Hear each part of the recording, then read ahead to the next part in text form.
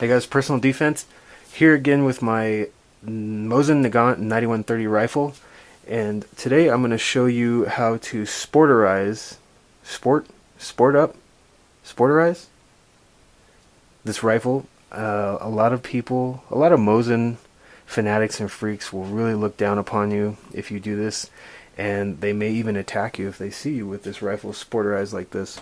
But the rifle was really cheap, and the way I'm going to do it is I'm not going to make any permanent modifications to the rifle, so I'll still be able to put it in the wood like this. So I don't really mind doing that.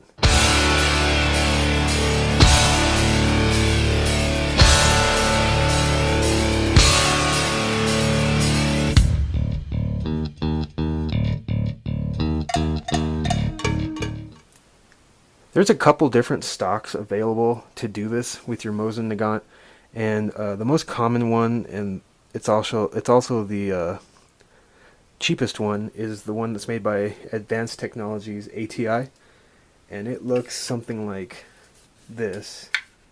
And I apologize because I've had my Mosin in this stock already, and I just decided to go ahead and do a quick how-to on how to do it. So, one of the things that's included in your ATI stock kit is this little washer right here. This thing's important, so try not to lose that, and you will use it. So make sure you have that before you start.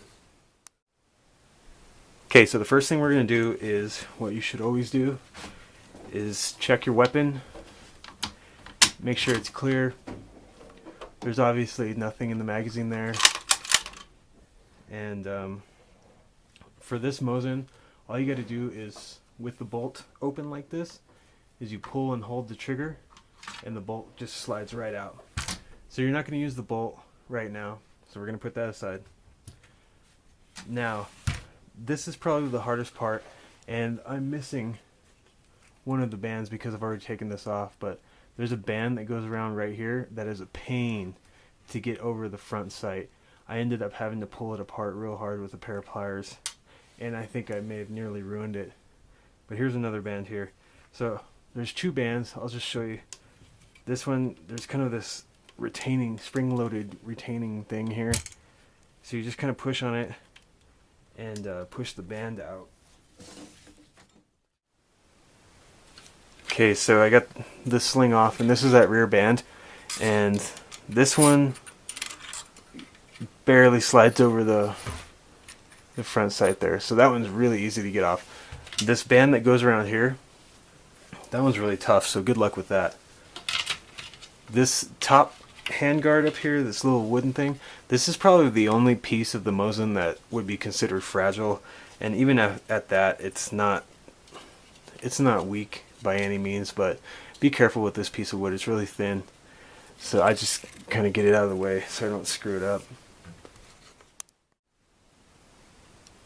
Okay, so if you flip your Mosin over, at the front of the magazine here, there's a flat-headed screw, and I'm just going to use a screwdriver to loosen it. When I did this the first time, this screw, I mean, you can kind of see how it's almost rounded out or torn apart. It's because this screw was, it took me about half an hour to get this screw loose. It was welded in there. And I was getting really frustrated trying to get it out. And there was a point while I was doing this that I thought, I'm not going to be able to do it. But then I finally got it out, and somehow my hands were bleeding from it. I don't know how that happened. But this is the front screw, and it's shorter than the back screw, so they're kind of hard to mix up. Just remember the shorter screw is the front screw. Then you're going to go to the back here, and this is why you have to have the bolt out, because the screw resides underneath the bolt. So you're going to take this screw out, and this one, when I did this the first time, this one wasn't tight at all. Okay, with those two screws out, you're ready to pull the barrel out, and you're ready to pull the magazine and trigger guard off. Now remember, most likely you got this from some surplus place or something, and it was packed in cosmoline, and you had to, and this is a good way to take this part to clean all the cosmoline out. But you know, these things have been in here since the 40s, 30s, so it's going to be kind of rough, and you do have to get kind of rough to get it apart. Luckily, I've taken mine apart already, so we don't have to do that. the trigger guard just comes out and it looks like that. Or, I'm sorry, the trigger guard and magazine. So you can just put that aside. The barrel, you're probably going to have a lot of trouble taking this barrel out. I've taken mine out, so it's not hard at all. And here's what it looks like. Now, like I said, while you have this apart, it's a good time to clean all the cosmoline out. Mineral spirits work really good for cleaning the cosmoline. Also, if you want to do any sort of trigger modifications or polishing or anything, now's a good time to do it. Although it's not hard to take this apart again if you need to. So like I said, now's a really good time to clean out the receiver, the magazine, everything. The trigger and oil everything really good. You would probably want to disassemble the bolt right now, clean all that out and oil it really good. I've already done that, so I'm not going to show you how to do that. The next step is to get your ATI stock, which is a really, they call it a glass-filled stock, glass-filled polymer. And I've had other ATI products, for example, the Remington 870 side folding, or not the side folding, the top folding shotgun stock, and that thing was a piece of crap. The polymer was really crappy. It wasn't strong at all, and this thing is really nice, really tough. It's really durable. I've shot with this, so I really like it. Anyway, it's just pretty much just how you took it apart. It's going to be how you put it back together. So we're going to take, I start with the barrel first, and I just drop the barrel in there. Now remember I told you about that washer. This is where you're going to use the washer. So what happens is, for some reason, I don't know if it's the way they designed the stock and it's an afterthought, or it's necessary to have a washer like this, and this stock is going to be tight when you put it in the first time. But if you don't use that washer, up here in front where the barrel, the end of the stock here with the barrel, it's going to stick up. And it just, I mean, it doesn't harm it, or it doesn't cause any, bad thing in performance or anything, but if you don't use it, it just looks kind of weird.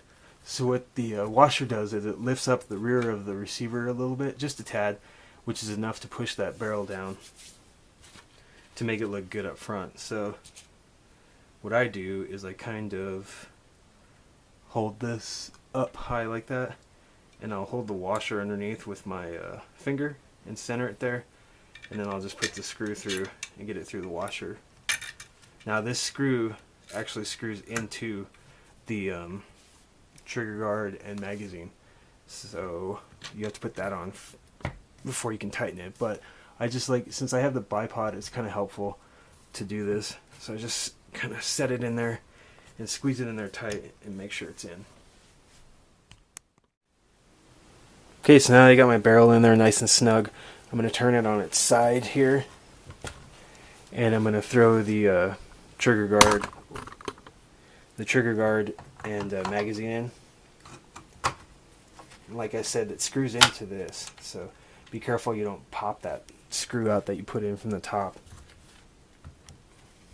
I just want to make sure they're tight, and then I'm going to thread this screw. Another thing you would want to do at this step is you want to oil these screws with some sort of like a WD-40, or you could use Rem oil, or even a PB Blaster, just so they don't stick, because I'm sure you had some trouble pulling yours out.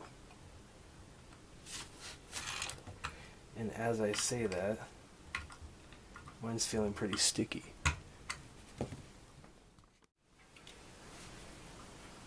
Okay, so I have my barrel pressed in there pretty good with the magazine slash trigger guard on the bottom, and I'm just going to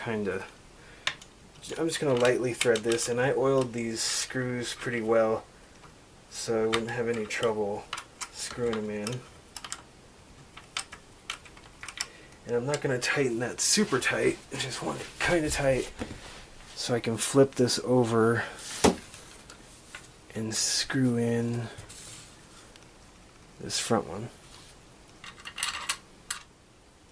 And I really should have a real screwdriver for this.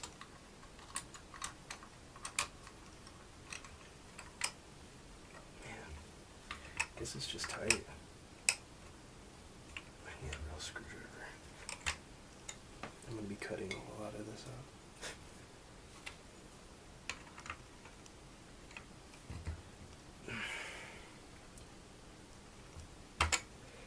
the first time I did this. Oh, damn it. Go grab a screwdriver. Alright, so here's my sporterized Mosin Nagant. This is the finished product. I am done spending time, energy, and money on this. And this is what I ended up with. So I'll just start from the back here. As you can see, I have the ATI stock like I showed you on the install video. I have an Uncle Mike's 9 shell holder, and I just got this Bulgarian, the cheap, super cheap surplus ammo in here. Just, I don't know, it looked better than toll ammo in there, I guess. My Skull Candy skull that I thought would look cool there, and now I kind of regret putting it there. I have a bent bolt handle that I bought off of a gun broker, but I took the whole, man, this thing is covered in oil. I took the whole bolt apart and I only replaced just this part, the actual bent handle. Further on down the line, I have an NC Star, I think they call it a scout scope, sporter scope. It's a long eye relief scope attached to the brass stacker Mosin Nagant scope mount, which allows you to still use the iron sights up to 300 meters. Up here I have the Winchester bipod, and there's my zombie biohazard that I painted in there. Like I said, in the event of the zombie apocalypse, this is to signify that I will in fact kill zombies with this rifle. And that's it. Okay, Mosin Nagant in the ATI stock. I'm just firing it. I'm not even gonna... First shot. Safety Ready? off? Yeah, safety's off. Yeah, the safety's off. 1, 2, 3. Yeah!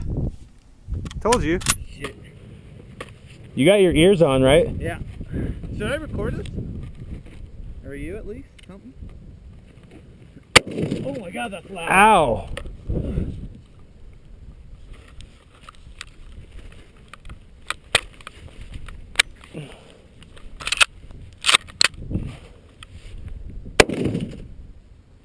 Oh yeah, that orange thing.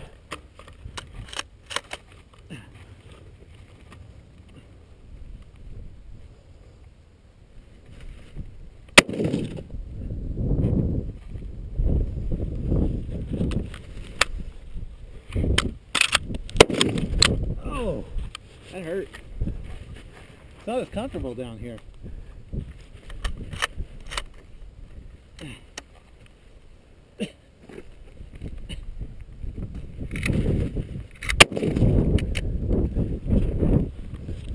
What's that?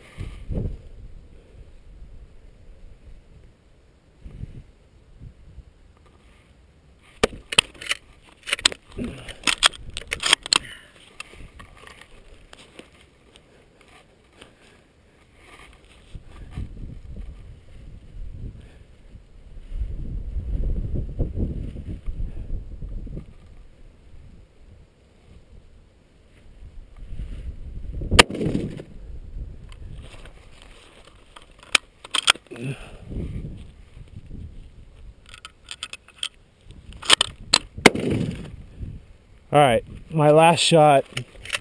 Here we go.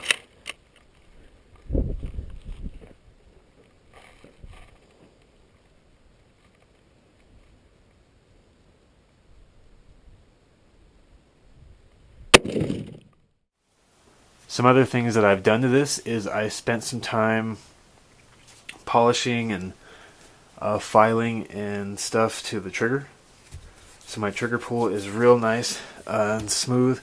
It's not gritty like it was when I got it, and you can see my trigger is actually polished. And I polished a bunch of parts of the bolt and everything just so it glides smoothly. I don't know if I showed you, but this thing has a decocker on it, I found out. So say you have it cocked back like that, all you gotta do is put it in the first little notch where it goes right there and pull the trigger and it decocks itself. Thought that was kind of cool. So let's talk about how much money I have spent in this stupid rifle. I don't really recommend you sporterize a rifle unless you really want a really cool sporterized Mosin Nagant. Okay, the stock was $50. It's the ATI stock, $50. Uncle Mike's thing was $9. This bent bolt body, which I got a complete bolt. So if I wanted to, I could sell the other bolt, you know, for whatever. But the complete bolt was $60. The scope was $60, but it came with the rings. The brass stacker mount was $50, and the bipod was $30. So what's that? 10 and 50 is 60, and another 60 is 120, and another 60 is 180. Damn, 210 and 50. Yikes, $260 into modifying this stupid rifle. Luckily, I got it really cheap.